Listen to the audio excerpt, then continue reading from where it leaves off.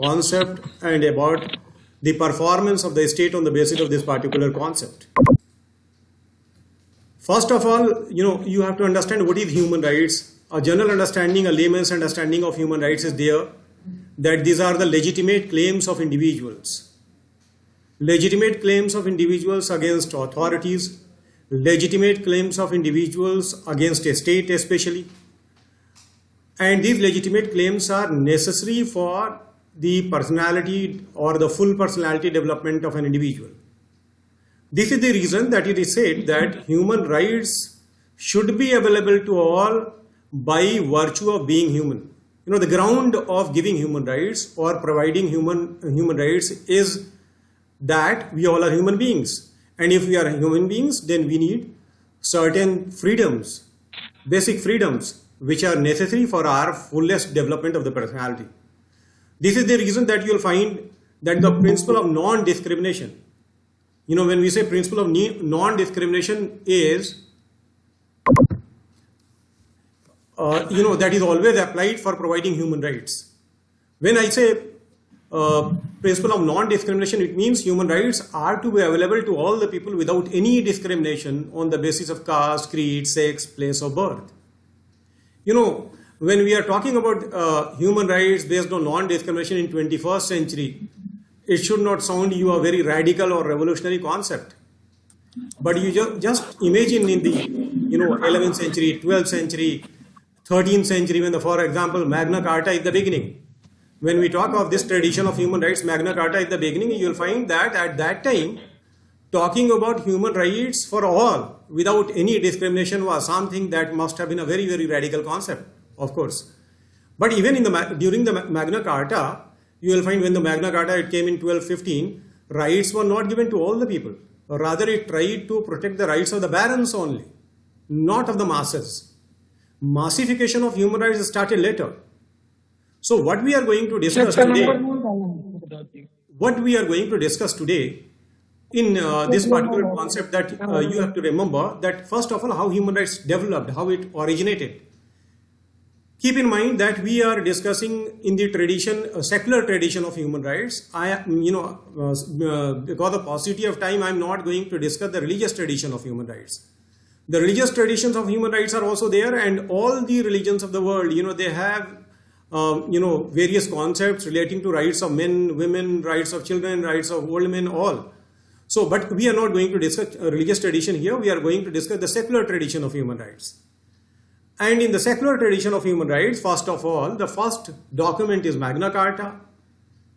And then after that, you will find Glorious Revolution of England, 1688, which is very, very important, a milestone. Again, it is considered. However, it is a very different matter that there are scholars who say Glorious Revolution was neither glorious nor revolution. But, in the Glorious Revolution, again, you will find some kind of accountability of the king towards the parliament, towards the people was established. So from there onward, you will find Glorious Revolution is there, and after that, American War of Independence, and in 1791 when they adopted, a Bill of Rights, and after, before that, 1789, the French Revolution, that is again a very, very important development. You all know that the liberty, equality, and fraternity were emphasized in the French Revolution. So from Magna Carta to French Revolution to American War of Independence, including Glorious Revolution of England and all, you will find that what was demanded was civil and political rights. Civil and political rights were demanded, basically. And when we talk of civil and political rights, basically they are called first generation human rights. They are called first generation of human rights. So keep in mind that the civil and political rights, for example, right to life, for example, right to freedom, freedom of conscience, right against torture, all these things, they are basically right to have a family, right to marry, right not to marry, all these things, they include civil and political rights. So when we say civil and political rights, they are called first generation human rights in the generational classification. After that, you see the civil and political rights that were asked by the people. You have to always keep in mind that it was not an easy task. Why? Because you just imagine what was there during the Dark Age in Europe. During the Dark Age in Europe, you will find there was conflict between church and state. And that conflict between church and state, rather three reactionary institutions were there. Feudalism, or the feudal lords were there. Monarch was there, monarchy and its paraphernalia. And then you have church and its paraphernalia. And these three reactionary institutions were trying to sandwich people. People were sandwiched basically. All these three institutions were demanding loyalty from the people, ultimate kind of loyalty. And because of that, at that time you will find, for example, anybody is going against the wish of the landlord, it means just death penalty. Anybody going against the wish of the monarch, rule of law was not there, personal whim, personal wish, that was enough to punish anybody. So it means the monarch was a very powerful person. At the same time, the supremacy of church was established during the Dark Age, and then rational thinking was not allowed, scientific thinking was not allowed. Bible was considered as the ultimate source of knowledge, rather construction of truth was there on the basis of Bible. And that's why anything, any rational or scientific thinking, if it went against Bible or biblical thinking or against theological thinking, that was challenged, and after, the people were punished. For example, that Bruno was burnt alive. And all the people, those who were going for, biblical principles were the final source of knowledge, and any rational thinking that was in conflict with the biblical thinking, biblical principles, they were considered as false. And it was considered as blasphemy as well. So people were punished. Then you all know that Renaissance came, and the God-centric discussion that was there earlier during the Dark Age, it became man-centric. Man was brought in the center of discussion. Earlier, the relation between man and God was being, discussed most of the time during the Dark Age. But now, relation between the man and man. And when I say man and man, it also includes women. Man means I am talking about mankind. So I am very sorry if I am sounding, not gender sensitive. As Aristotle says, man is a social animal. It includes mankind. So man and women all. So what should be the relation between man and women? What should be the contours of relation between man and women? What are the limits that can be imposed by the states? And all these things that were being discussed at that time. So that was it was a byproduct of Renaissance. Then Reformation came. The very supremacy of the church, Catholic Church, was challenged by the people from the Protestant Church also. And you find within Christianity there were many reform movements, protest movements, and finally people were liberated from the corrupt practices of that time. The corrupt practices, for example, sale of indulgences. You might have heard about the century of Machiavelli, famous political thinker. There are scholars who say that was the century of bastards. Why? Because there were many people from the priestly class who had vowed not to marry, but they had their illegitimate children, and they had become ruler at that time. Many of them, they had become ruler in many principalities. And this was the reason that sometime in a derogatory, pejorative sense, it is also called century of bastards. We are not concerned about that, but you see, this was the problem.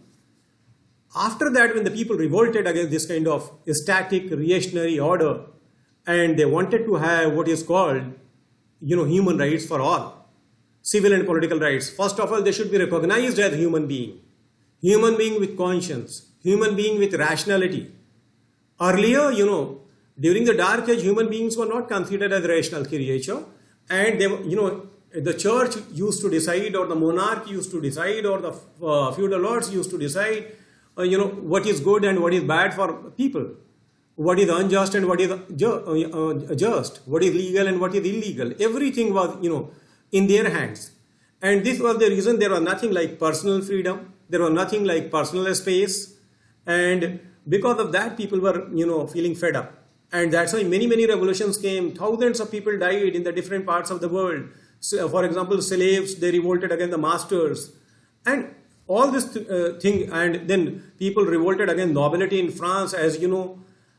And then civil and political rights, or the civil liberties movement, they became stronger, and the civil and political rights were recognized by the rulers in the different parts of the world. So this is what we say, first generation of human rights, the journey is from Magna Carta to French Revolution or American War of Independence.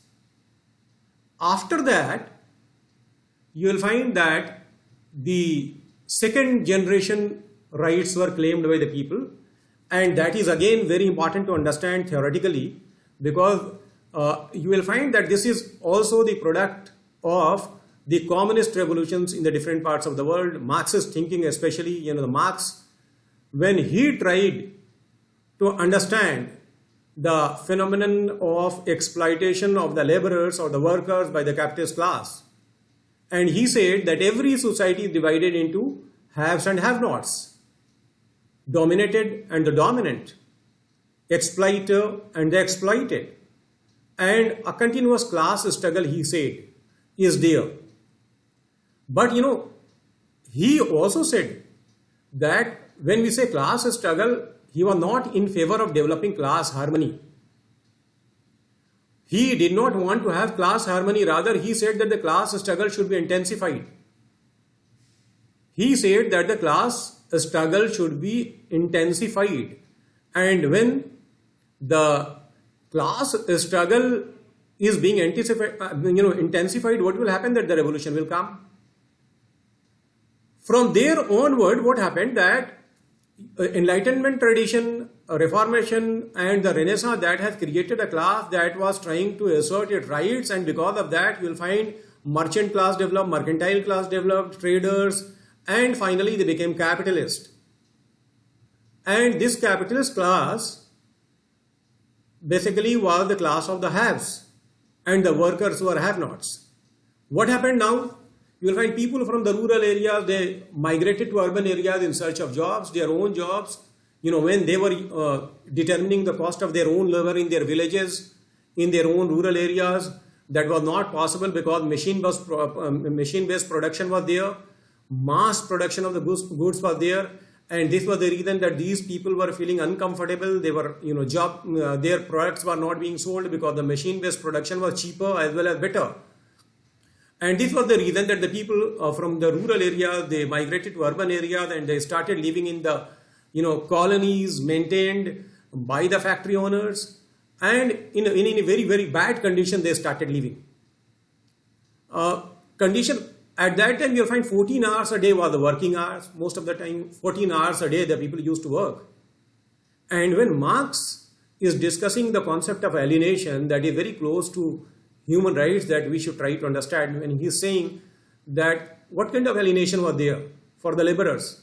You just imagine at that time machine was also not very advanced as today we have. That was not the digital age. Computer-based production was not there at that time. So this was the reason a lot of hazardous works were there for the people. And these people were working 14 hours a day. And no holidays, living in very bad condition, and the wages were determined by the factory owners. Since there were many people who wanted job, and that's why this was the bargaining power of the factory owners. And because of this bargaining power, they were able to exploit the laborers. And Marx says that what is happening, that there is a phenomenon that is called alienation. He says this labor class which is working 14 hours a day, this labor class is developing alienation, and the alienation has many manifestations. First of all, alienation from the nature. A worker or laborer who is working 14 hours a day, and that too in very adverse kind of conditions, he cannot enjoy nature. He cannot enjoy, change of weather. If it is weather is very good, he cannot get romantic, because most of the time he is tired. And this is the reason that he is not in a position to, enjoy nature or the natural beauty or the gift of nature, flora and fauna and all. So the first manifestation is alienation from the nature, then alienation from the art and literature. He cannot enjoy the poetry of Ghalib, Iqbal and Mir. For him, the work is something that he is so tired. For him, all these things are, not enjoyable. And after that, after alienation from the nature, alienation from the art and literature, alienation from the society develops. Socially he is withdrawn. A man who is working 14 hours a day, a woman who is working 14 hours a day in the factories, Can you imagine that these people will come and they will enjoy social gatherings, or they will get time for the social gatherings? Not at all. And then he said, then the fourth stage is alienation from the family, and then alienation from the work, and the alienation from himself. Alienation from the work, the work he is doing, he is not enjoying. He becomes mechanical. He is doing his work. For example, today if you see, if there is a laborer today, जैसे कोई औरत ईंट उठा करके ऊपर रोज छत पे ले जा रही है, घर बनाने का काम कर रही है, you can imagine that this is not a very enjoyable exercise for her, but just for bread and basket, because she has to support her family, children, so that is why she is doing this kind of job. From morning to evening, she is doing this kind of work, which is most of the time not very enjoyable, because the wages that we are paying, that is also not very high. And this is the reason that you will find the laborers or the workers or the masons, those who are making thousands of houses, hundreds of houses, they cannot make their own house. They cannot construct their own house. They don't have land. This is what Karl Marx observed, alienation from himself. And for that, there is a beautiful story if you want to understand the alienation. And this is about, one of the Marxist stories. That what happens, that somebody asked a laborer, a worker, किसी मजदूर से किसी ने पूछा कि आपके कितने बच्चे हैं? And he said that I have 3 children. He was asked how many children you have. He said 3 children. Then somebody asked that how old they are, how young they are. So he said, मेरे 3 बच्चे हैं, और तीनों बच्चों का size उसने बताया कि एक इतना बड़ा है, एक इतना बड़ा है, एक इतना बड़ा है. People started laughing. What is this? आप अपने बच्चों का साइज ये बता रहे हैं इस तरह से? This is not the way. आप बताइए इतना बड़ा है, इतना बड़ा है, ऐसे बताते हैं बच्चों के बारे में. उसने कहा कि नहीं, जब मैं काम करने जाता हूं तो मेरे बच्चे सो रहे होते हैं, और जब मैं काम करके आता हूं तो मेरे बच्चे सो चुके होते हैं.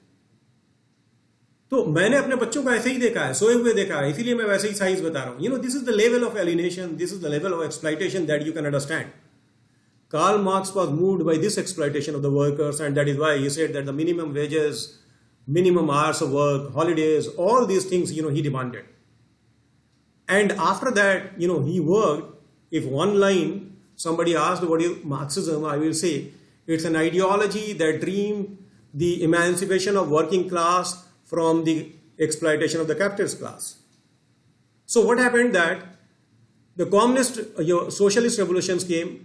They came in 1917 in Russia.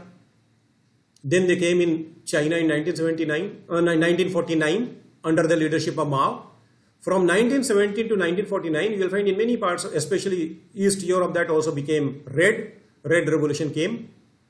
And you will find what was accepted under the pressure of the socialist parties, socialist revolutions in the different parts of the world: minimum wages, minimum hours of work.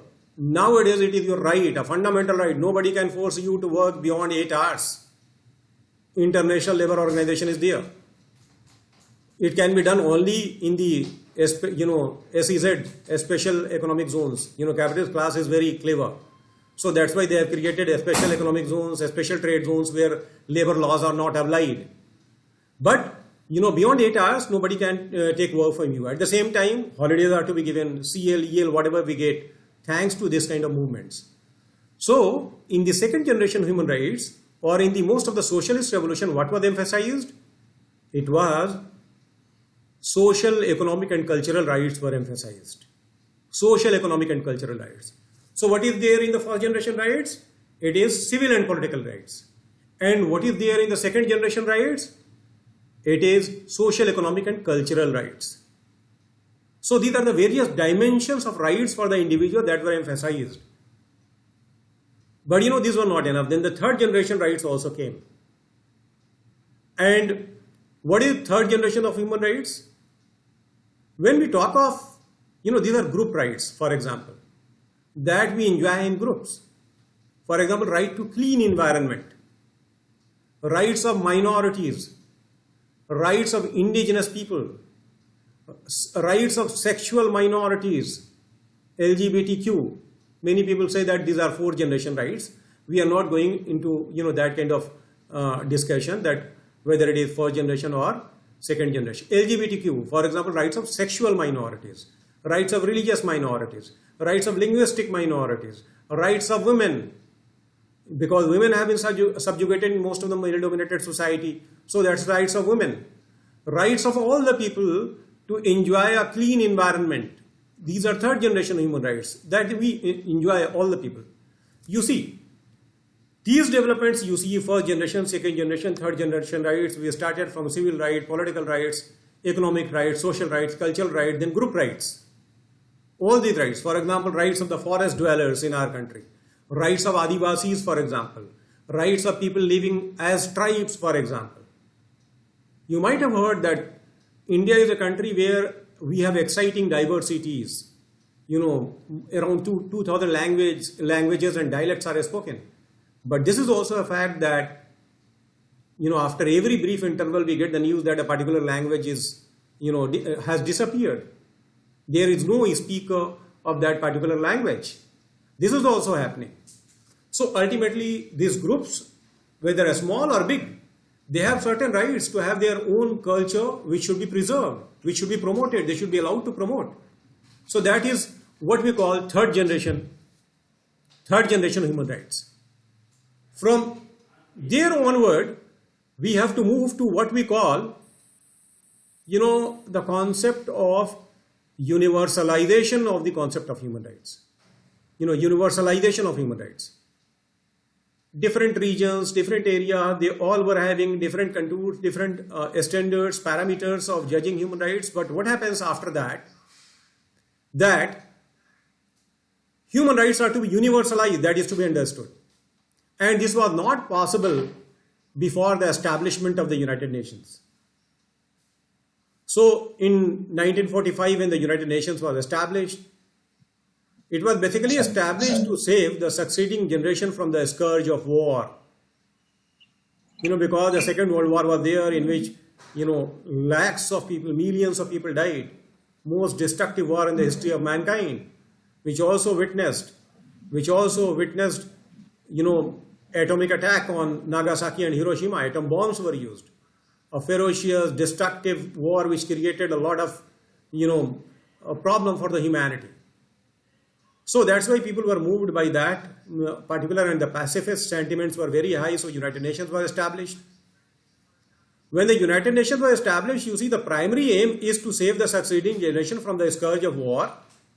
But if you see the purposes of the United Nations establishment through what we call the Charter of the United Nations, one of the purposes of the establishment of the United Nations is to reaffirm faith in fundamental human rights. To reaffirm faith in fundamental human rights, to ensure justice for all. This is also one of the purposes. When the United Nations was established, you see, the UN Charter does not have, that kind of, a particular kind of treaty at that time was not possible. So what happened in 1948? On 10 December 1948, United Nations adopted what is called Universal Declaration of Human Rights, UDHR. It was on 10 December 1948. And from then onward, we observe every year on 10 December Human Rights Day. International Human Rights Day is observed on 10 December 1948 to commemorate this particular occasion when this particular declaration was adopted by the United Nations. It has a preamble and 30 articles. This particular UDHR, that is called Universal Declaration of Human Rights. And as the title suggests, that it is Universal Declaration of Human Rights. It means all the nations, all the people to, and all that, it is for all the people and for all time to come. It is universal. It means it is a universal standard to judge human rights anywhere in the world. It was adopted unanimously with certain reservations, of course.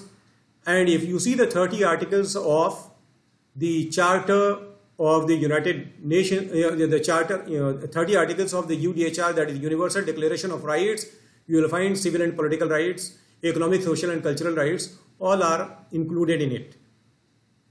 Of course, third generation rights are not there, but when the religious rights are there, they are always enjoyed in groups, and that is also their freedom of conscience that has been ensured, freedom of religion, freedom of conscience and all. So after UDHR, that is called a declaration. And you see, declaration is different from covenant or the convention. Declaration is mere declaration. It does not have implementation mechanism. This is the weakness of a declaration. So now the declaration was adopted on 10 December 1948. After that, you see, the United Nations went for adopting two legally binding treaties of human rights. So number one is UDHR plus. Now on your copy you should write UDHR plus, that is Universal Declaration of Human Rights, plus number two legally binding Treaty of Human Rights, and that is ICCPR, International Covenant on Civil and Political Rights. It is International Covenant on Civil and Political Rights. It is called ICCPR, International Covenant on Civil and Political Rights. It was adopted in 1966. It has, it is a legally binding document and it has very strong implementation mechanism. And after that, you see, civil and political rights, first generation rights were emphasized through it. Again, you have to understand the international politics and its impact on human rights. As you know that it was adopted in 1966, negotiations were already taking place after 1948, but this was the time when the world was divided into two hostile blocks, ideologically hostile blocks. One was socialist bloc and the another was the capitalist bloc. The socialist bloc was emphasizing socio-economic and cultural rights because, it is based on Marxism. And the Western liberal tradition was recognizing and emphasizing civil and political rights championed by the United States of America and its allies. So world was divided into two hostile blocks, and that's why when the negotiations were going on for developing consensus, so this was a stumbling block, whether to recognize civil and political rights to satisfy the aspiration of the Western bloc, that is the capitalist bloc, liberal Western tradition of human rights, or to include socio-economic and cultural rights to satisfy the aspirations of the socialist bloc. So the formula, to develop consensus, United Nations came up with a very good formula. Two covenants were adopted at times simultaneously. One was International Covenant on Civil and Political Rights. So UDHR plus ICCPR. Two. Okay, these are the two. Plus. Now again you have to write plus on your copy. And that is the third covenant was adopted by the United Nations General Assembly, and this is called International Covenant on Economic, Social and Cultural Rights. It is called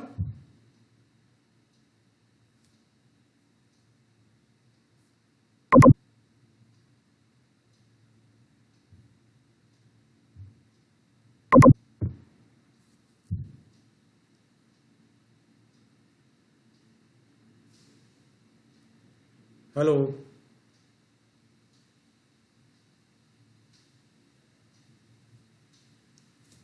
Am I audible?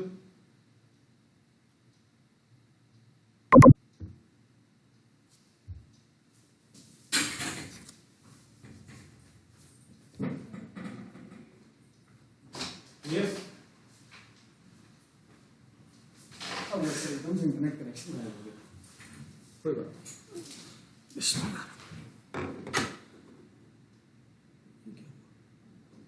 Connection lost.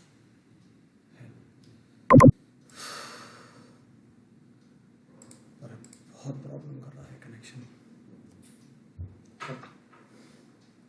आप sir इससे अभी जब तक deliver करिए वही same है. अच्छा. Hope I am very sorry for the interruption. You see, this is the problem of online teaching, as you know. We all face as teacher. You all. So, am I audible now? Yes, sir. Yes, sir. Okay, yes, okay. Sir. Okay, thank you. Yes, sir. So, so now you see I am talking about the third generation human rights, socio-economic and cultural rights that were ensured. When I say socio-economic and cultural rights, they were ensured through this particular convention that is called ICESCR, right? ICESCR. Is that clear? International Covenant. हाँ. Please mute all participants. Please mute your system. So you see what is there when I say it is International Covenant on Economic, Social and Cultural Rights. ICESCR.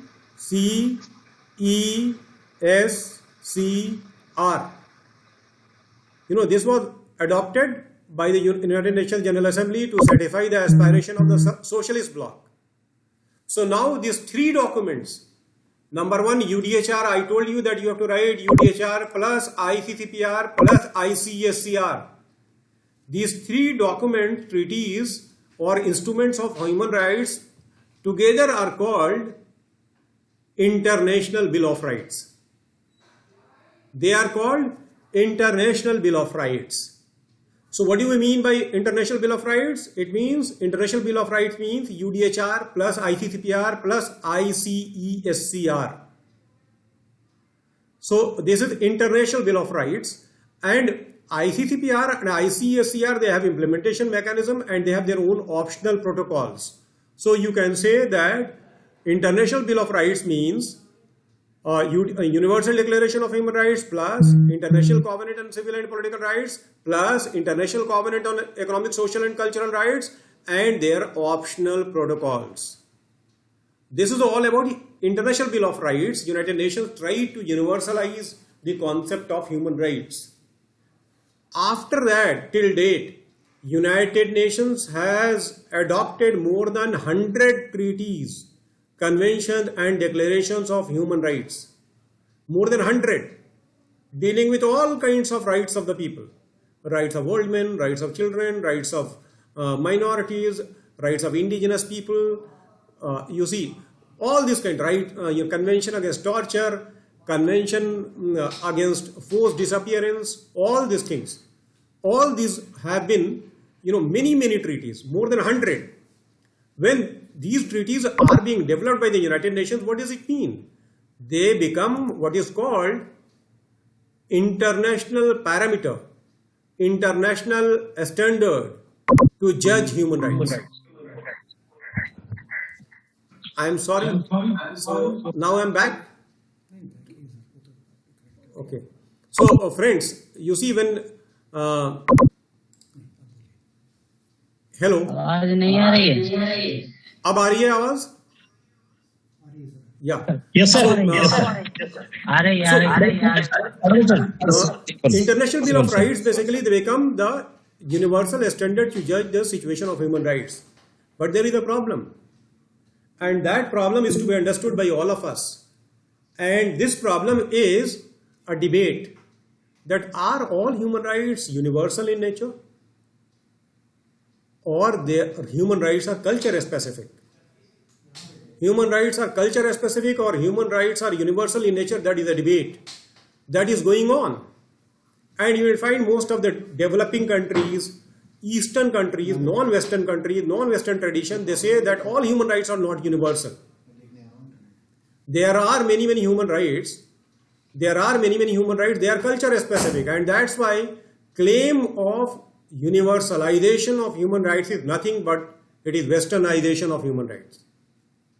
They say it is West-centric, Western tradition of human rights that is, being imposed upon all the countries of the world. And they say Eastern civilization, like Indian civilization, like Chinese civilization, like Muslim civilization, many other civilizations of the world, African civilization, they have many things to offer. And that is why it is wrong to emphasize that the Western tradition of human rights should be accepted as a universal tradition of human rights.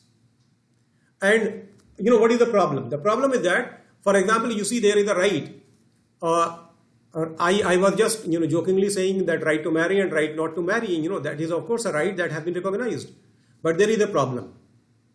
In the Western tradition, or in most of the Western countries, they have very different attitude towards many issues, and I respect their culture, their value. They have their own tradition. But as an Indian, we have our own tradition, our own approaches to many things. So, for example, if there is something called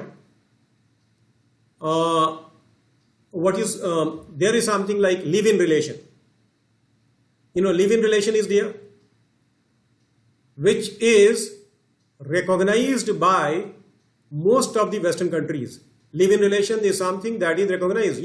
People, male and female, they can live together without marriage. There is no problem at all. But just try to understand in our situation. If you have a house to rent out, and what is happening, that a girl and a boy comes to your house and he or they say that we want your house on rent.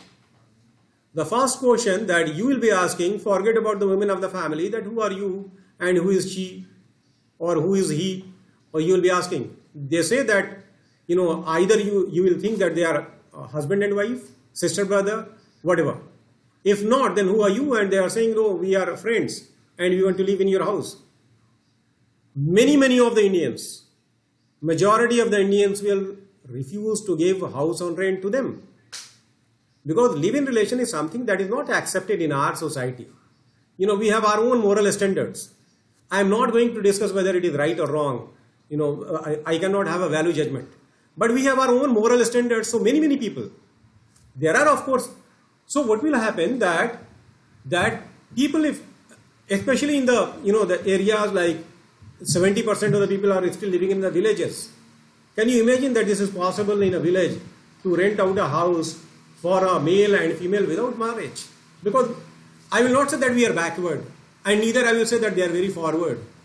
It is just differences that are to be appreciated. The difference of culture, different of tradition. We can have a lot of objection on their dresses, Indians, for example. But we have to respect whatever way they are living. We are not here to pass any kind of moral judgment, whether that is bad or good. We are not here to condemn the live-in relation. But the main difference is that in our part of the society, in our part of the world, like India, in African countries, in most of the Asian countries, you see, individual is not the basis of society. It is the family that is the basis of society. And since family is the basic unit of the society, and their individual is the basic unit of the society, that is the only difference. So we try to conceive people as a family, and that's why family becomes a very important thing in our society. For example, we cannot send our parents to old age home. You will be condemned in the society. And that is very common. You will find in the Western societies, sending parents to old age home. In our society, if somebody is saying that I am sending my parents to old age home, he will be condemned in the society. Why? Because our values are such that when we are jobless, our parents are supporting, and when they are old, it is our duty, it is our moral duty, it is our social duty according to our tradition that we have to take care of them. And you see our tradition, you see the beauty of our tradition, that जो कहते हैं कि कांधा देना, जनादे को या अस्थि को कांधा देना कितना इंपॉर्टेंट होता है हमारी सोसाइटी में. So these are the symbols that you have to understand. These symbols are very important of all the society. These nuances are to be understood. So that's why all rights are not universal. Rights are culture specific as well. So the debate is whether cultural relativism should be the basis of human rights or universalism should be the basis of human rights. And the debate is still going on. Beautiful debate. You just follow, you will find thousands of arguments in favor of this particular thing and thousands of arguments in favor of that. So again, no value judgment. So universalism versus cultural relativism debate is a great debate in human rights. and that you must read, you will enjoy. I will also share material with you. After that, we have many theories of human rights. Human rights have been supported on the basis of theories as well.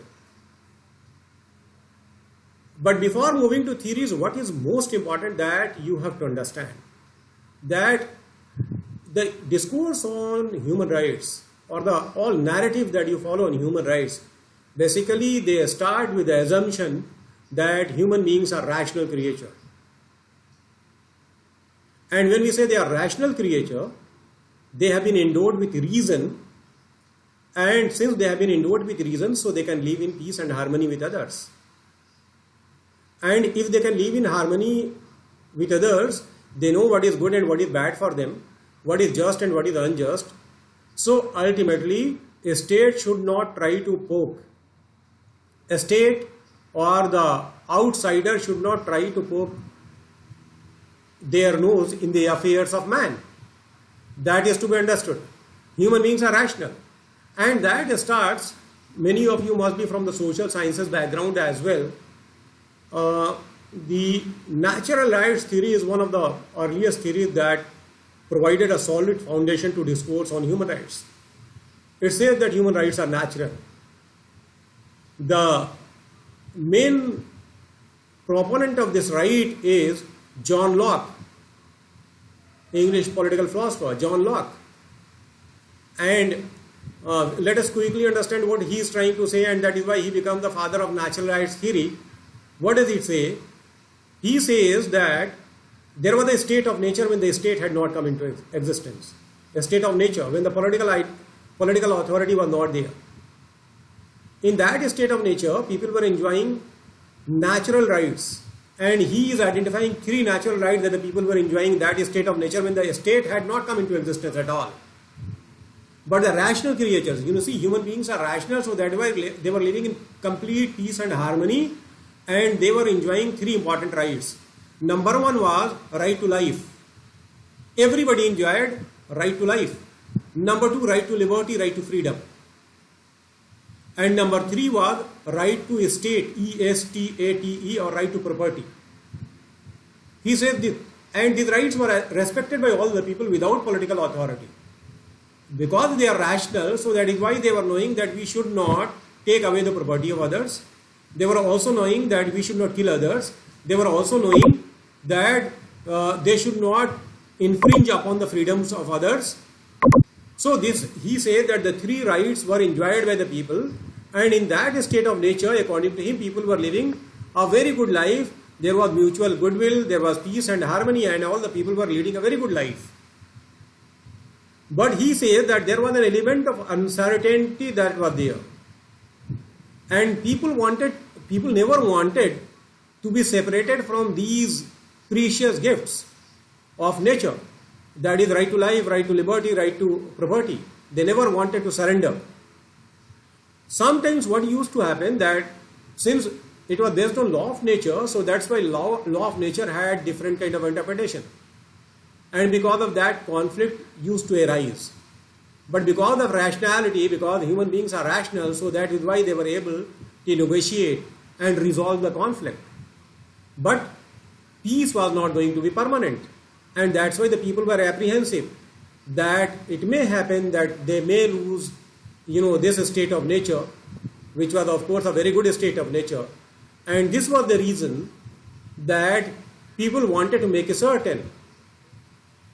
And for that they enter into a contract. And by entering into a contract, they ensured.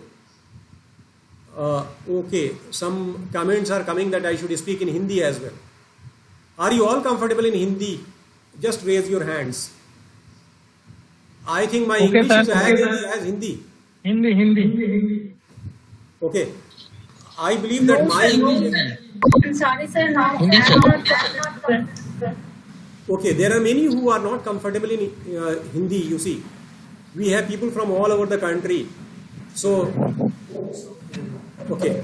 So, let me speak in English. Huh?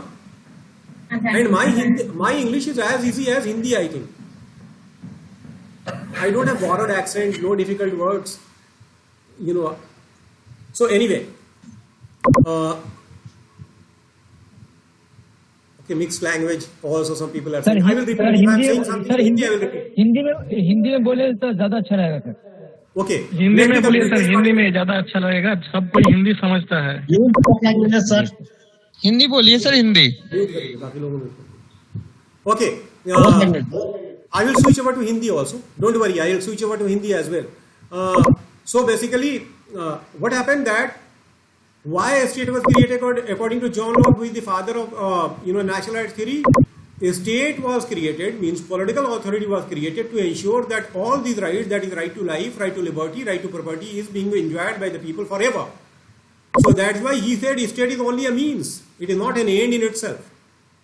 Rights are the end. These rights are to be promoted, protected by the state at all cost.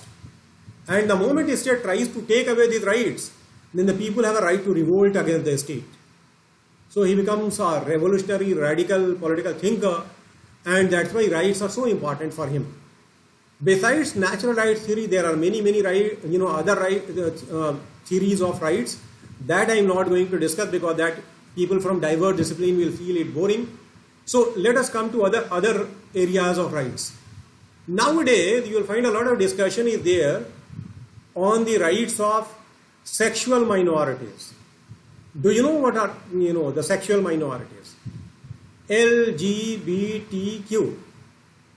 L for lesbian, G for gays, B for bisexual, LGBT, trisexual, transgender, LGBTQ, queer. So, these people have been persecuted.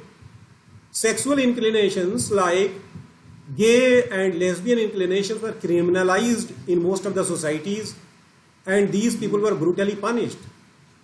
Nowadays, you will find almost it has been universally recognized that LGBTQ, that inclination is also natural.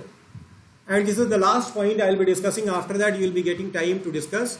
Last point, that what is the argument that truth is a social construct? The truth is socially constructed. So the truth that only sex between male and female is natural itself is a social construction, which has been constructed by the Enlightenment tradition and pre-Enlightenment tradition. So this is the reason it is wrong to say that natural inclination means the inclination that is sexual interaction between male and female only. Lesbian or the gay inclination is also natural. So the socially constructed truth is being deconstructed today, and they are saying that rights of sexual minorities are as important as human rights, and these people should not be persecuted. These people should not be condemned. These people in many societies, they are brutally punished. They are condemned. Death penalty is there for this kind of inclination in many societies.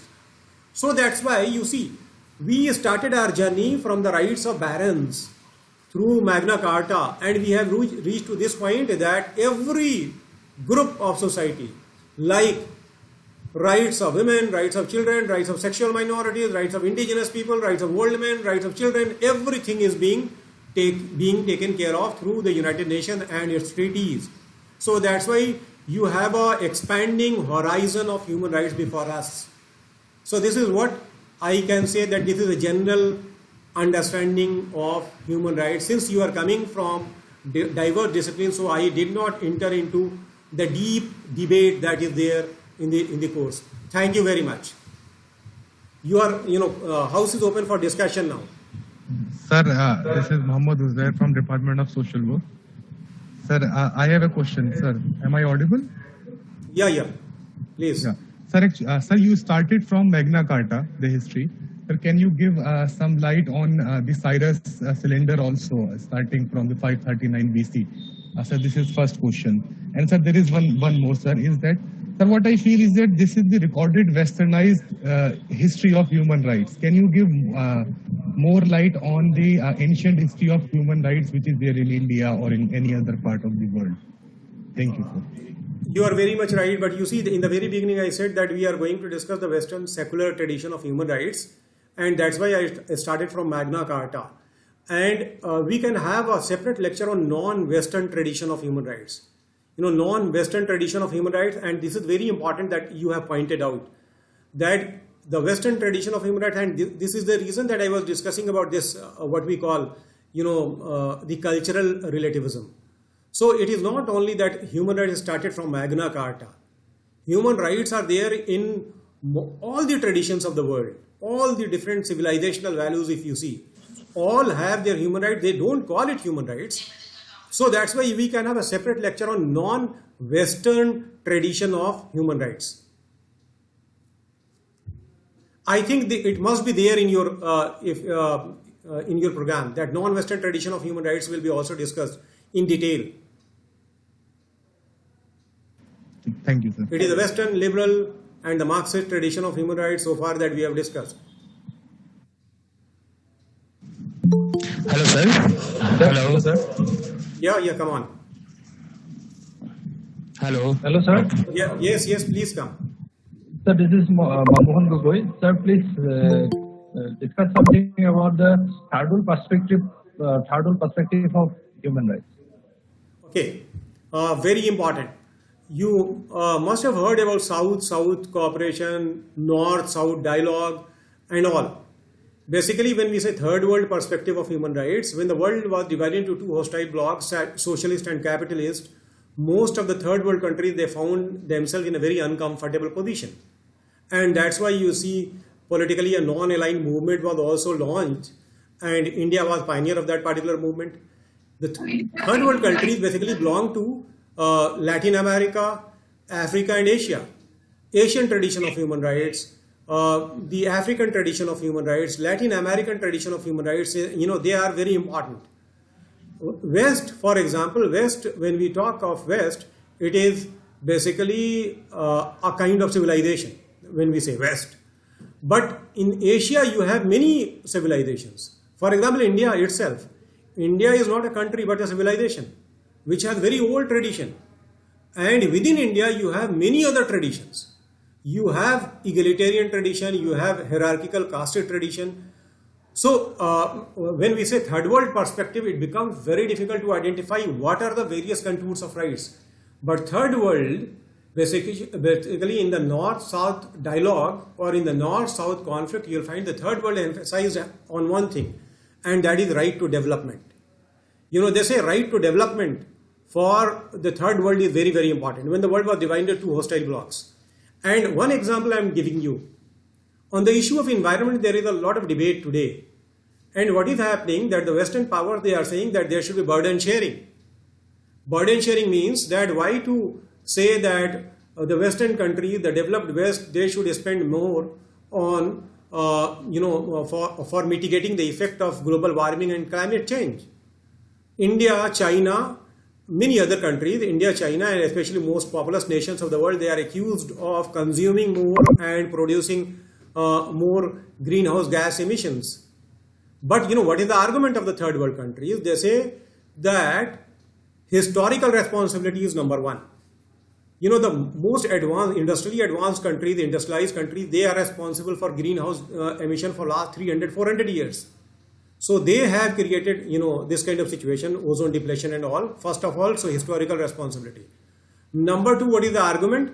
That per capita greenhouse gas emission should be kept in mind. India and China together, they are almost 40% of world population. So that is why you don't say that two countries, you say 40% of the people in the world. So if the 40% of the world population is responsible for 30% or 20% of greenhouse gas emission, they should not be held responsible for pollution and all. Because, you have to take into account the size of population also. So when the green rights movement are becoming stronger, these debates and these nuances also you have to understand. Hello. Hello, sir. It's me, Anup Shekhar Chakrabarti from Netaji Institute, Kolkata. Thank you for your brilliant lecture. I have two queries.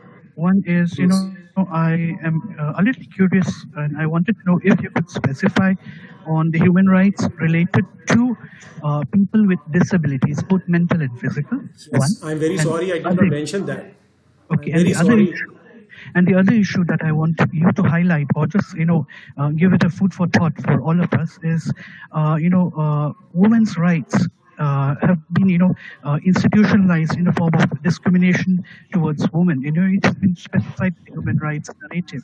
But why don't we have, a parallel institutionalization of men's rights? Because, men are also very much discriminated at current times. Why has it not found its institutional way within the human rights understanding? Thank you. Okay, good questions. First of all, you see the rights of people with, you are saying, disability.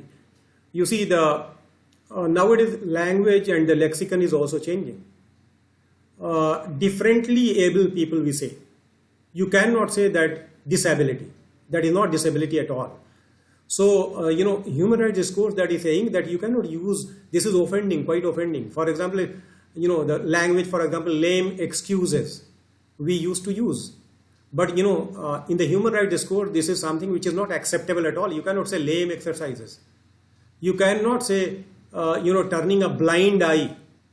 So the human rights discourse, you see the nuances that don't say that they are disabled. This is a modern concept, of course, but there is already a convention against, there is a convention to protect the rights of disabled person. But, this is being challenged by the differently able people. They are saying, don't say that disabled. We are capable of doing our own work. And that is why don't say that we are disabled. So therefore, there is already United Nations conventions. If you just go for Google search, you will find convention on the rights of disabled people, that you will find. And the second thing, when you are saying that, what about the rights, why the male rights are not institutionalized? Very much right that in many cases, men are also victims.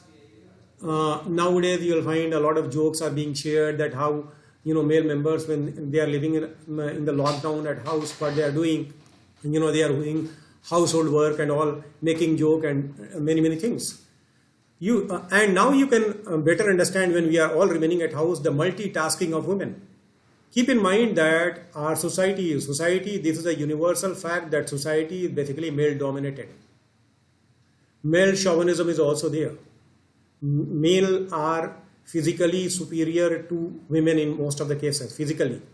I am not saying intellectually. You see the CBSE result, you see the UPSC result, you see many other results, women are doing better.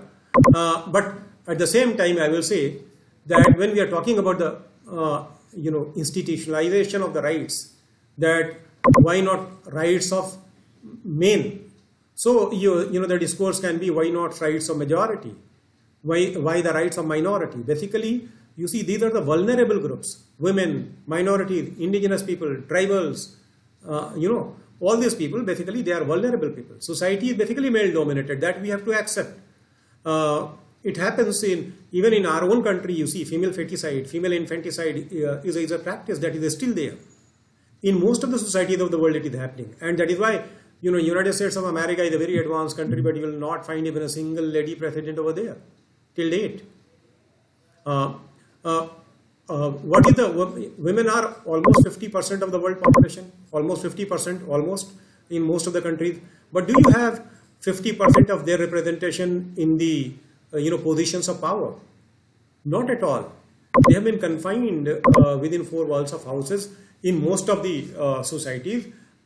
Many of the women, and this is the reason that their rights should be institutionalized. Their rights should be spelled out, so that they can have a yardstick. Domestic violence against male and domestic violence against women. Can you compare? Domestic violence against women is a common feature. Domestic violence against male is something that becomes a reported item, that, it will be a very strange case. So this is the reason that you can understand, we have to be very sensitized when we are discussing human rights. And sensitization demands that we have to understand the plight of women. That yes, they are discriminated against, and this is the reason that their rights are to be institutionalized. Okay, sir, Assalamu alaikum. Am I audible? I wanted to ask a question. Actually, first I would like to know if there is any violation of human rights, then how it would be rectified. It would be the concerned country, state that would govern it, how it can be done if there is any violation of human rights. And secondly, since human rights is universal, so if it would also be influenced by the kind or the nature of governance, like if democracy is there or autocracy is there, so how the human right would function in a country where, suppose if I take an example of a Middle East region where there is and these are the two questions. Thank you.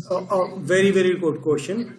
You see that there are certain rights that are universal in nature. When we say, for example, whether the country is dictatorial, monarchic or democratic, it has to ensure what is called right to life, for example, or right to liberty, for example, right to freedom of expression, for example. It is said that Universal Declaration of Human Rights and all is there.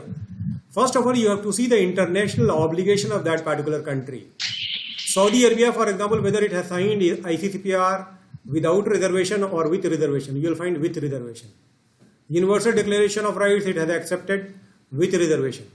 So ultimately, I am just giving you one example. India has an international obligation under ICCPR, but India has also signed with reservation.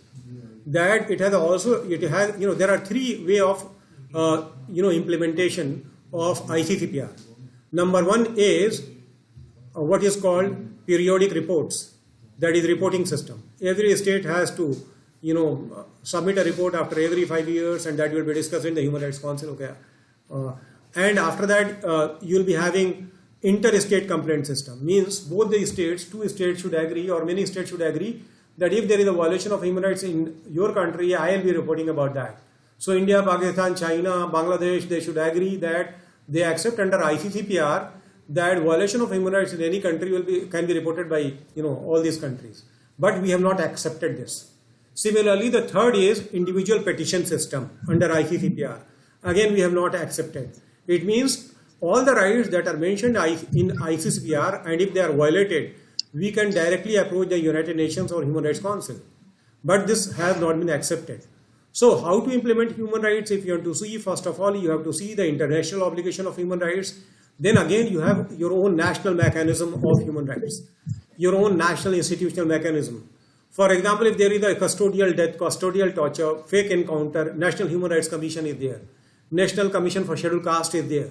National Commission for Scheduled Tribe is there. National Commission for Women is there. National Commission for Minorities is there. These are our own institutional mechanisms that you can go, you can approach. And keep in mind that NHRC has given damning verdict against police, against various agencies of the state for violating the rights of the people. Then again, you have your judiciary. After all, the Supreme Court of India is not only the guardian of the Constitution, but it is also the custodian of the rights and liberties of the people. So ultimately, you can go to the court, and that is available to you under Article 32 of the Constitution of India. These are the mechanisms that you have to understand. But of course, democracy and human rights go together. In the dictatorial countries, human rights are violated. You cannot claim human rights because you will find yourself in trouble. Okay. Thank you, sir. It was Shaina Said from Social Work Department. Thank you. Thank you. Hello, sir. This is I am very sorry. आप लोग बहुत सारे question हैं आपके ध्यान में, but दूसरे resource person आपके आ चुके हैं ना? नहीं है? अच्छा ठीक है. Okay, go ahead. चलिए हिंदी में क्वेश्चन है. प्लीज हिंदी में लिए लेते हैं क्वेश्चन. जी आइए पूछिए.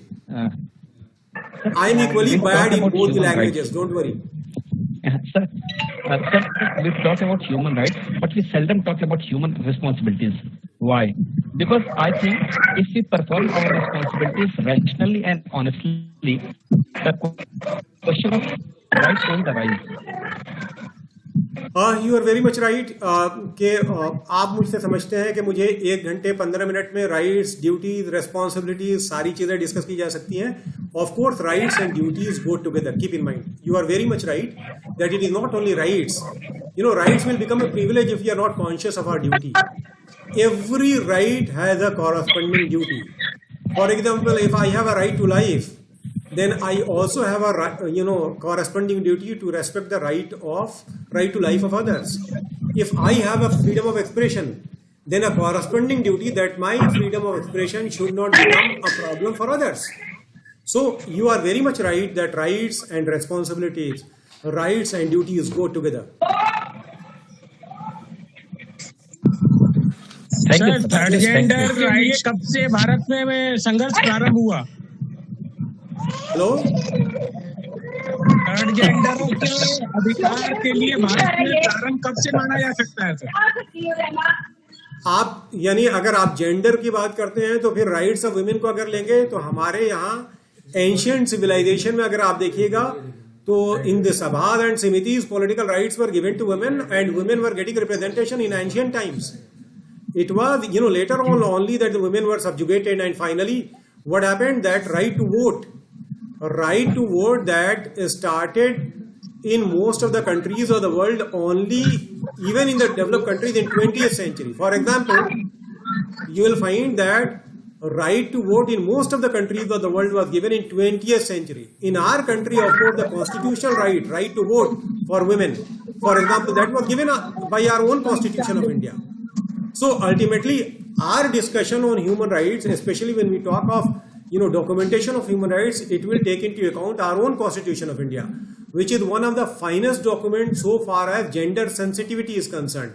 Equal rights have been given to women and men, but at the same time, you will find now we are moving towards reservation of women. Reservation of women, local bodies, they have already got reservation, and now are moving towards giving representation in the state assemblies and also in the parliament. So, you see Razia Sultan, for example, Rani Lakshmi Bai, for example. These are the celebrated ladies in our own country, in our own history. So, empowered women were there in our society. It is not the gift of Western civilization, keep in mind. Voting right were denied to women in the Western civilization before 20th century. It was given to them only in 20th century. When we trace, and that's why first question that was asked on non-Western tradition, this is a beautiful question, and that can be taken up in the non-Western tradition of human rights. You will find that it is deeply rooted in our own ancient civilization and culture. Sir, excuse me, sir. Yes. Hello. Yes. Hello. Come on. Sir, Yes, come on. जी संतोष साहब बताइए. हाँ जी sir, मैं ये कहना चाह रहा हूँ कि कोई भी व्यवस्था जब बनती है तो उसमें जो कमजोर वर्ग होते हैं उनको लेकर के भी हम चाहते हैं कि इस तरह की व्यवस्था बने जिसमें सबके हित पूरे हों, सबको स्वतंत्रता मिले, सबके अधिकार मिले. लेकिन फिर भी हेलो जी आप प्लीज कम ऑन जी मैं सुन रहा हूँ. लेकिन सर हम अगर इस तरह से व्यक्तिगत स्वतंत्रताओं की बात करते हैं ये तो अच्छी बात है जिसमें सबका भी सर्वांगीण विकास हो. लेकिन जैसे अभी आपने LGBTQ यानी लेस्बियन, गेज, बाइसेक्सुअल, ये ट्रांसजेंडर्स वगैरह की बात आपने किया, या मैं एक उदाहरण दूं आपसे कि आप एक कॉलेज के प्रिंसिपल हैं और उस कॉलेज का अपना एक ड्रेस होता है, यूनिफॉर्म होती है, और वह इस रूप में भी दी गई होती है ताकि उससे एक तो पहचान हो, लेकिन सबसे प्रमुख यह संदेश पहुंचाना होता है कि उसमें सभी लोग एक तरह के दिखें, एक तरह यानी समानता हो लोगों में. अब उसमें कुछ बच्चे ये कहें कि नहीं हम अपने स्टैंडर्ड से कपड़े पहनना चाहते हैं, तो एज ए प्रिंसिपल आप उस समय क्या करना चाहेंगे ह्यूमन राइट्स के को ध्यान में रखते हुए? देखिए इसमें बहुत डिबेट रही है, ये स्कूल यूनिफॉर्म, कॉलेज यूनिफॉर्म, इस पे अगर यूनिफॉर्म है और वो डिसिप्लिन के वगैरह भी इनको भी लेकर के वो सब उसी तरह के ये लोग भी हैं जो कि नेचुरल चीजों से थोड़ा हट करके बात ये लोग करना चाहते हैं केवल अपने व्यक्तिगत स्वतंत्रता के लिए. देखिए यूनिफॉर्म की जहां तक बात है, यूनिफॉर्म का पर्पस डिस्क्रिमिनेशन नहीं होता. यूनिफॉर्म का पर्पस होता है कि बच्चे जिस भी बैकग्राउंड के हों या लोग जिस भी बैकग्राउंड के हों, सब एक नजर आए.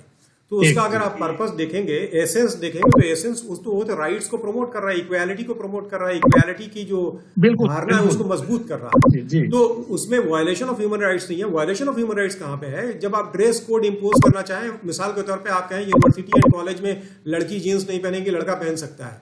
अगर आप कहें कि टी शर्ट पहन के नहीं आएगी, लड़का पहन के आ सकता है, तो ये डिस्क्रिमिनेशन हो जाएगा.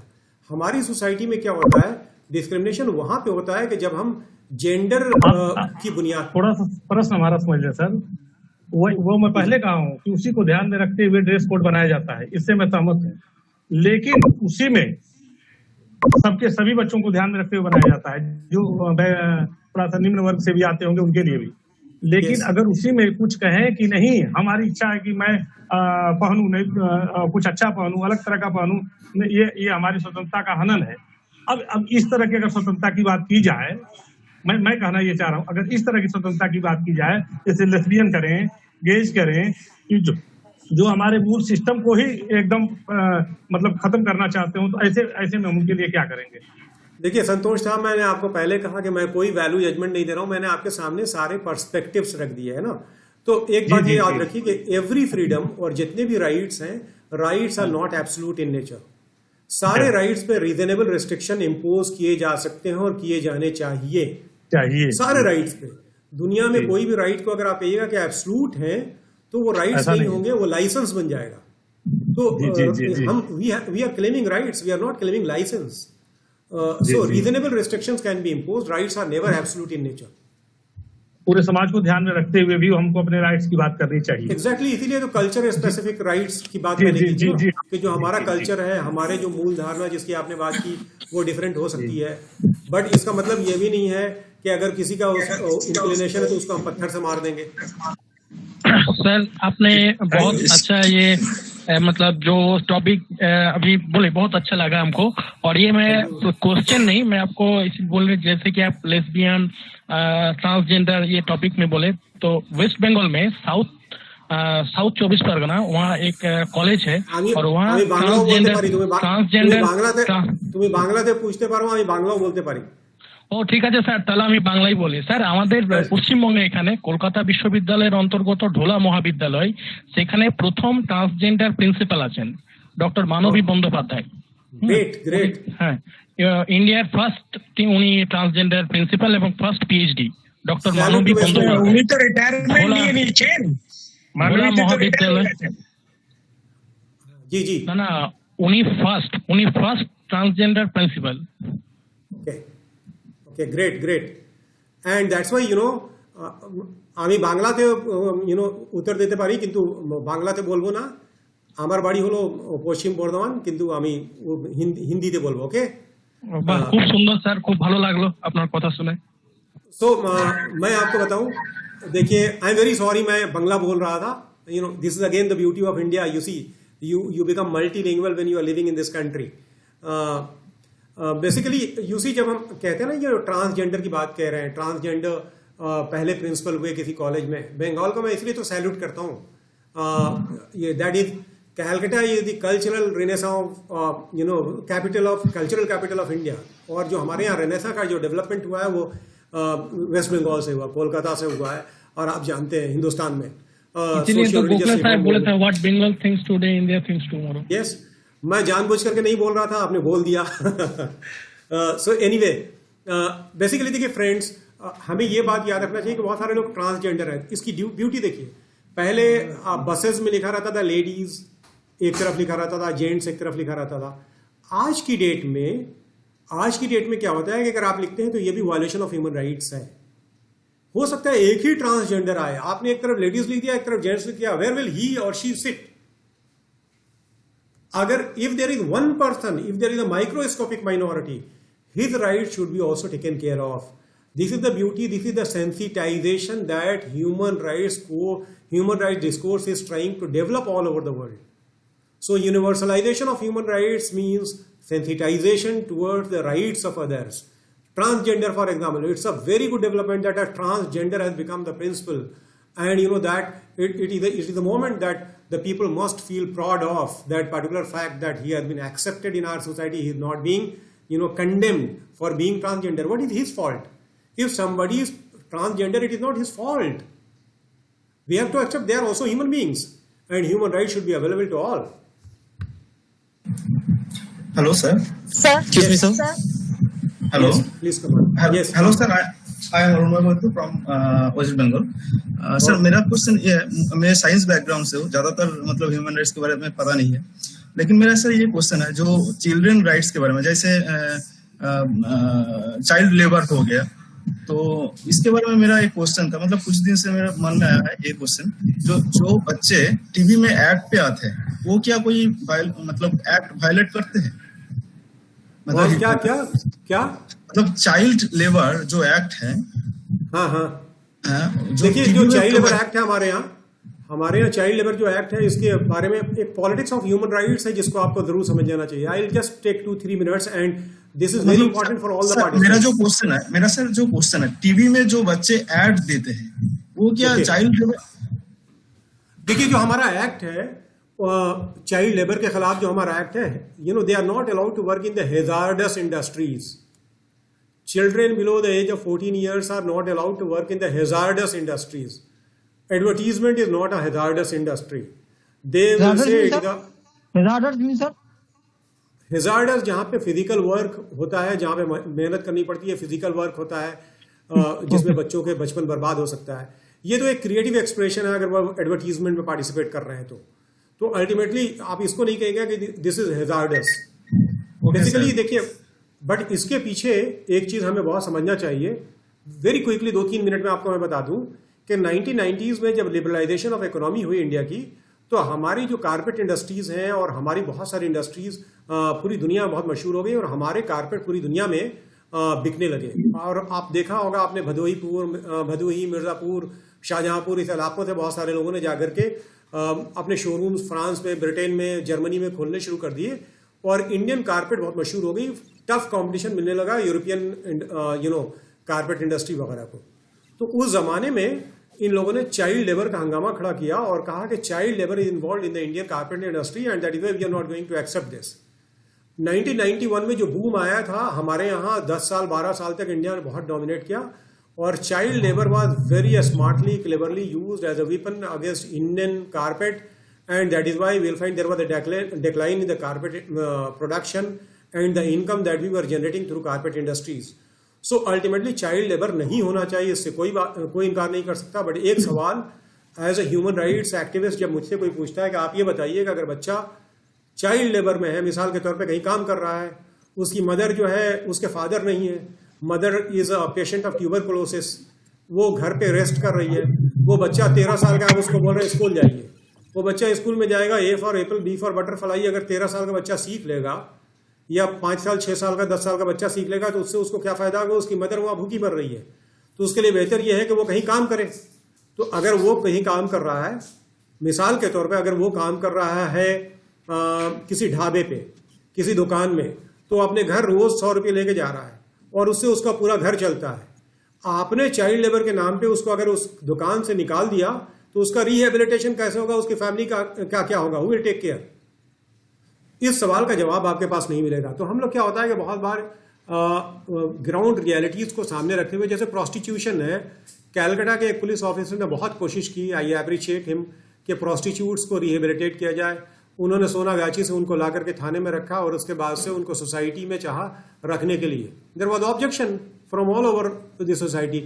इनको नहीं रख सकते आप, they are coming from the red light area, हमारा समाज खराब हो जाएगा, बुरा इंपैक्ट पड़ेगा. Rehabilitation becomes a problem, you see. Ultimately these nuances also you have to keep in mind. आगे क्या दूसरा क्वेश्चन? अच्छा जी हाँ please. Sir, what is the basic difference between human rights and fundamental rights? You see, all fundamental rights are human rights, but all human rights are not fundamental rights. Fundamental rights are those rights which have been mentioned as fundamental rights in Part 3rd of the Indian Constitution. They have been identified from Article 14 to 32. So these are the fundamental rights mentioned in the Constitution of India. Different countries can have different kind of fundamental rights set. So all, human rights is the bigger circle. आप एक बड़ी circle बनाइए, उसके ऊपर लिख दीजिए human rights. उसके बाद से उसके अंदर छोटी सर्किल बनाइए, उसके अंदर आप लिख दीजिए fundamental rights.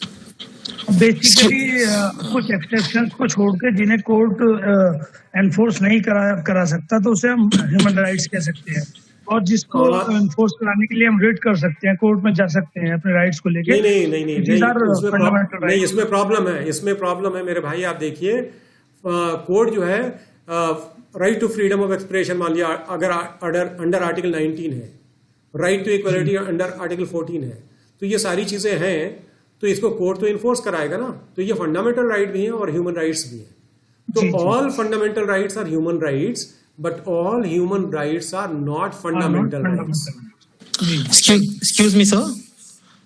Sir, what are your views on the exploitations of the rights of the corporate employees in terms of multinational companies वगैरह का? जरा आप बता सकते हैं थोड़ा सा, अगर इस पे दृष्टि डालें तो. जरूर जरूर, आपने बहुत अच्छा क्वेश्चन किया. ग्लोबलाइजेशन, ह्यूमन राइट्स एक ऐसा एरिया है जिसमें बहुत काम करता रहा हूँ. And I will suggest you to read my article that is a research paper published from Cambridge scholars. Okay sir. मैं आपको नाम मेंशन कर रहा हूँ, आप अगर गूगल पे भी जाएंगे तो मिल जाएगा. उसका मेरा नाम एम मोहिबुल हक आप लिखिएगा. यस और सर. उसके बाद से आप उसमें लिखिएगा corporate globalisation and its impact on women in India. Corporate globalization and its impact on women in India. आपको देखिए basically what you have to understand that corporatization of discourse is also there. मैंने आपसे एक बात चलते चलते कही थी कि truth is socially constructed. In the construction of the truth, what happens that who plays very very important role in the construction of the truth? Power structure plays a very important role. So what happens today that there are corporate sector. In corporate sector, if you are working, then you have to work very hard because you are also given target in most of the cases. Hire and fire is a common culture. There is nothing like what is called job security. And this is the reason that in the public sector, why the people are more willing to go to the public sector or the government job, because of security. There are various laws that are protecting you. In the corporate sector, what happens, even if you are not being liked by your boss, you can be fired. This is also there. Women also complain. जी जी. जो औरतें हैं वो अक्सर complain करती हैं कि bosses उनसे बहुत सारे एडवांटेज लेना चाहते हैं, और जब वो एडवांटेज को रिफ्यूज करती हैं तो उनको नोटिस दे दिए जाते हैं टारगेट पूरे करने वगैरह के, या कुछ ऐसा काम दिया जाता है जो that is very very difficult for them. बहुत सारे केसेस में ये हो गया कि आप अगर मिसाल के तौर पे अगर आप देखें प्रेगनेंसी के टाइम में अगर 9 months की प्रेगनेंसी है, अगर आप हैं तो जो इंटरनेशनल लेबर लॉ है उसके मुताबिक आपको छुट्टी मिलनी चाहिए, मैटरनिटी लीव मिलनी चाहिए. जैसे लड़की अगर कंसीव करती है और वो बताती है कि आई हैव कंसीव, तो 6-7 महीने 8 महीने वो सोचते हैं कि इसको काम बैठाल के करना पड़ेगा, मैटरनिटी लीव देना पड़ेगी इंटरनेशनल नॉर्म्स के मुताबिक. तो वो क्या करते हैं कि आपको 8-9 महीने के लिए निकाल देते हैं कॉर्पोरेट सेक्टर में, यानी 9 महीने फ्री में सैलरी नहीं देंगे. गवर्नमेंट सेक्टर में अगर आप हैं तो आपका ये राइट बन जाता है. Nobody can deny this. हम और आप जो लोग भी गवर्नमेंट सेक्टर में काम करते हैं हम जानते हैं. कॉर्पोरेट सेक्टर में अल्टीमेटली क्या होता है, एम्प्लॉयज का एक्सप्लॉयटेशन बहुत ही फ्रीक्वेंट और बहुत ही रैम्पेंट है. But what is happening, construction of truth क्या है, इवन इन द कॉलेजेस और यूनिवर्सिटीज हम क्या बोलते हैं अपने स्टूडेंट्स को, globalisation has created a lot of opportunities and avenues for you. You should be ready for the competition. हम उनको क्या बता रहे हैं कॉम्पिटिशन में, survival of the fittest, social Darwinism हम उनको बता रहे हैं, यानी आप सबको पीछे ढकेल करके अपने आगे बढ़िए. यही तो हम बताते हैं. कंपटीशन की स्पिरिट तो ये होती है ना, सबको पीछे करके आपको आगे बढ़ना है. Yes sir. जब ये स्पिरिट हम इनकलकेट करते हैं अपने स्टूडेंट्स में एज ए टीचर, और इसमें हमें कोई इमोरल या अनइथिकल नहीं लगता है. इसलिए देखिए ग्लोबलाइजेशन को मैं, यानी my own definition that I have offered in my papers is globalisation is universalisation of capitalism through liberalization and privatization. You can note it, it is there frequently in my all articles. I stick to this, that universalization of capitalism through liberalization and privatization is globalization. What happens in capitalism then? Capitalist ethics जो है वो profit oriented ethics है. इसका मतलब ये होता है कि maximization of profit होना चाहिए, maximization of wealth होना चाहिए. Distribution of wealth पे उसका कोई focus नहीं होता, उसका मैक्सिमाइजेशन ऑफ वेल्थ और मैक्सिमाइजेशन ऑफ प्रॉफिट पे होता है फोकस अल्टीमेटली. तो who is a very good sales executive, जो इंसान, उसको कहते हैं कि if you are able to sell comb to a bald person, you are a very good sales executive. यानी आप किसी बगैर बाल वाले आदमी को कंघी भेज दीजिए तो आप बहुत अच्छे सेल्स एग्जीक्यूटिव हैं. This is what the ethics that is being promoted through globalised world, through globalised narrative. And this is the reason that corporate sector exploitation is there, but that exploitation is never criticized, condemned. What happens, we say that avenues are there. एक को छोड़ के दूसरे मिल जाएगी, तीसरे मिल जाएगी, आपको काम करते रहना है. And what is the result? At the age of 30, 35, 40, people are developing anxiety, depression, frustration, disappointment, hurt, diabetes, all these issues that are there. Why? Because there is no security, and you are always going with a headache. You are going with a target. So at home also you are not enjoying. You are not working 8 hours a day. You are working 24 hours. This is what the problem is in the corporate sector. Thank you, sir. Thank you for your views, sir. Sir, this is Please Kamakshi. come on. Sir, my question is how far technology bring new opportunities for the protection of human rights, sir? Here technology is bringing, because you see these days, what is happening? There is massification of technology. For example, earlier there used to be camera. You have to take a photo. Video camera was also a luxury. Nowadays everybody is having mobile. If you are seeing, for example, a case of molestation, rape, murder, anything, you can record. And the moment you are recording, you can send it to the competent authorities. Video becomes viral. And when it becomes viral, there is always a cognizance that is taken. And because of that, what happens? That people are these days, even the thieves, because of the CCTV, even the murderers, they are very much conscious of the fact that what will happen, that people with this technology, they can record, the acts of violence, act of violation, and ultimately they can be brought to book. So bringing people to book has become easier. At the same time, you will find technology has brought information and knowledge to your fingertips. So nowadays, whatever is there, it is no more the monopoly of the few people. When the massification of technology is there, all the people, those who are having access to this technology, now more and more people are having access to this technology. So more and more people are having access to information, knowledge, and understanding. Hello, sir. Yes, please come on. During COVID, there are many governments, they are making the laws that curtailing the fundamental rights, like Hungary, Poland. You say something about the Hungary transgender, they cannot change the transgender. You say something, sir, about Hungarian government, the recent law they have passed. You see, when you say that many governments are making laws that are going against the human rights, I will say that if you understand deep states, not many governments, I'll say almost all governments of the world. Almost all governments of the world, they are making certain laws. They are making certain laws that are going against the basic human rights premises. For example, in our own country, draconian laws are there. You see Armed Forces Special Power Act. You see preventive detention laws that are there in India. And the judgment from the Supreme Court of India, what kind of judgments are there? The power, that has been given to the police under the 1861 Colonial Act in our own country today. That also you should try to understand.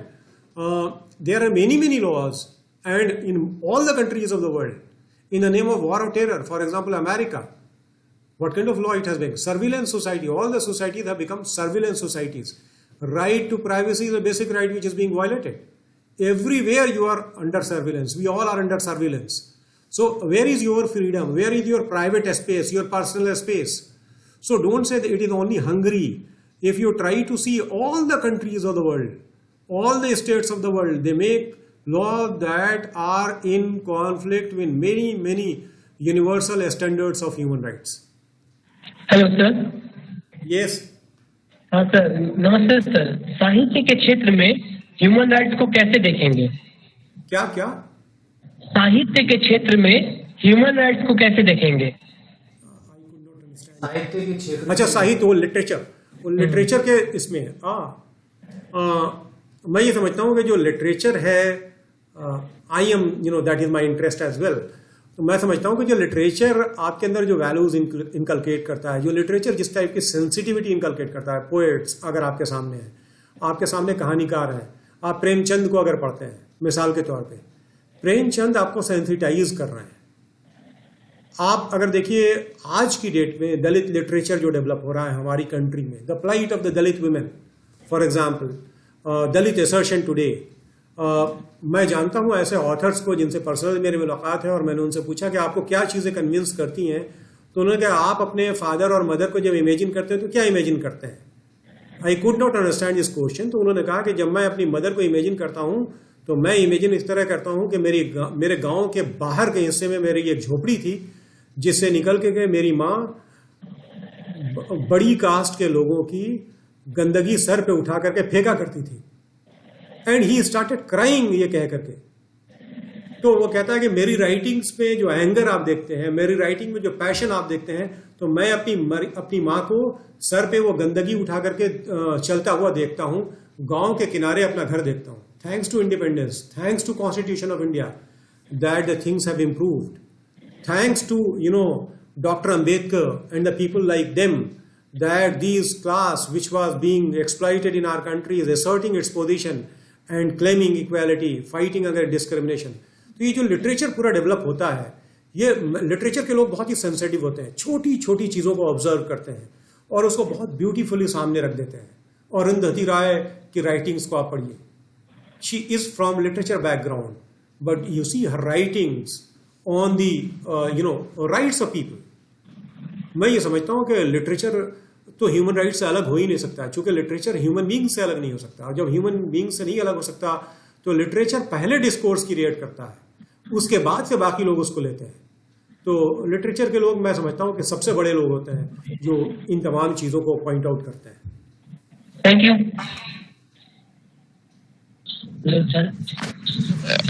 Hello sir, मैं Parthasarathi Bhattacharya waste Bengal से हूँ। आप जो पहले theory of alienation तो थोड़ा विस्तृत में बताएंगे?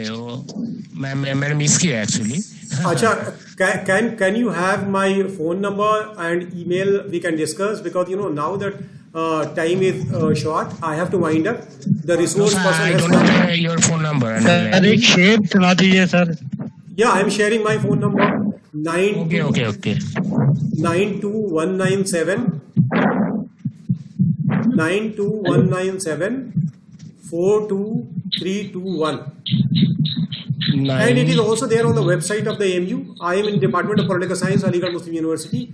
So you can find my phone number and everything, every detail there. So thank you very much, participants. It was a very good class for me. I have learned a lot. Thank you. Thank you very much. Thank you sir। Thank you very much. बहुत अच्छा लगा sir. बहुत अच्छा लगा sir. और एक शेर अच्छा रहिएगा सर। शेर में एक शेर सुना दीजिए। शेर जब दोबारा होंगे तो फिर आपको सुना दिया जाएगा। Thank you sir. Thank you. Thank you, sir. Thank you very much. Thank you. Thank you, sir. Thank you sir. शुक्रिया। शुक्रिया सर। Thank you sir. Thank you. Very informative session. Thank you, sir. Thank you very much.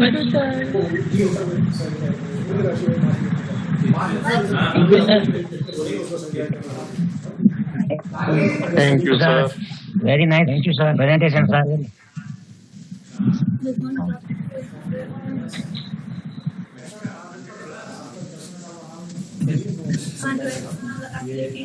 Ji ma'am, sorry वो जो आप कह रहे थे ना, जो भी होगा। अच्छा ठीक। Lot of thanks sir. Thank you, sir. Thank you sir.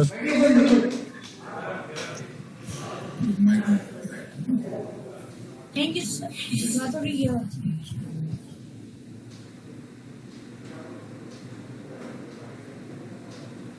Thank you, sir.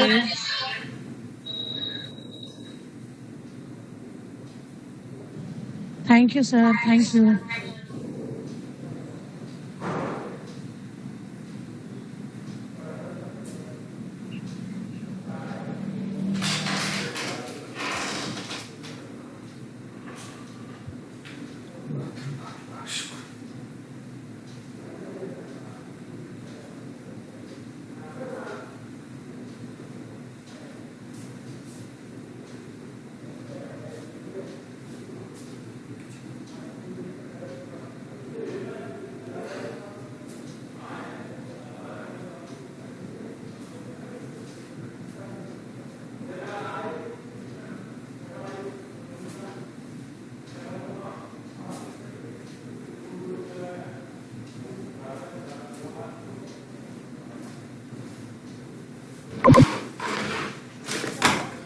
हाँ अम्मा कहाँ है बेटा?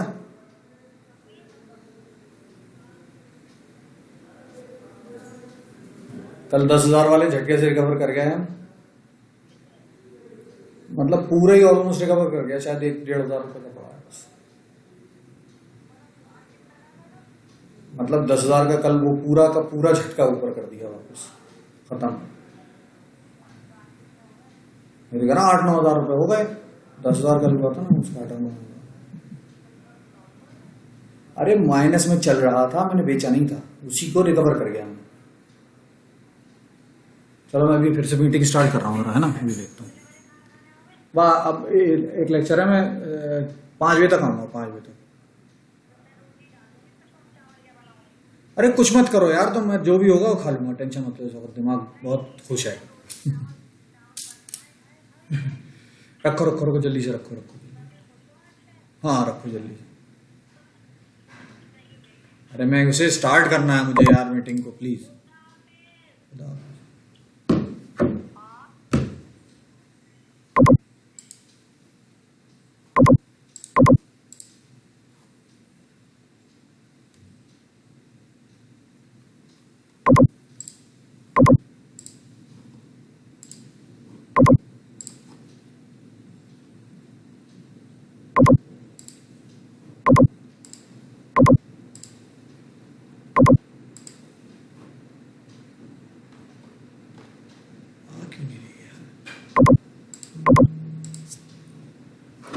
जिया भाई, मालूम है क्या बसड़ थी? ये लाइट के वजह से जो है वो प्रॉब्लम क्रिएट हो रही थी। हाँ मेरा भी आउट हो गया था, मैंने फिर मोबाइल से कराया सर का, पता है आपको? हाँ शाबाश शाबाश।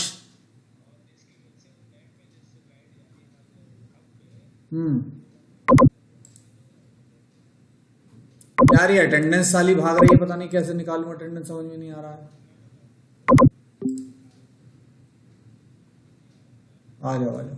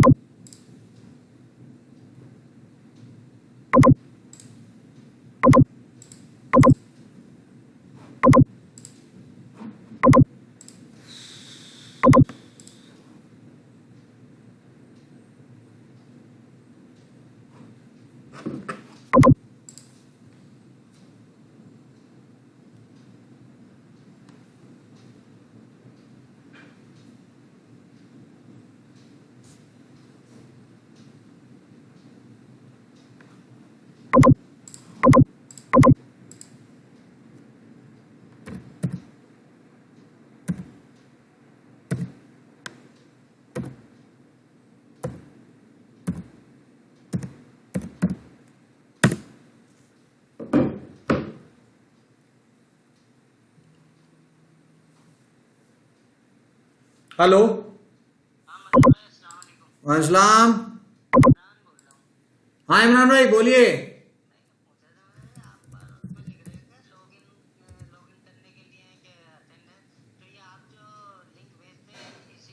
नहीं सर नहीं सर, दूसरा है डिफरेंट, मैंने अलग बना रखा है और आपकी रिकॉर्डिंग हो रही है एक एक चीज की बिल्कुल टाइम पे।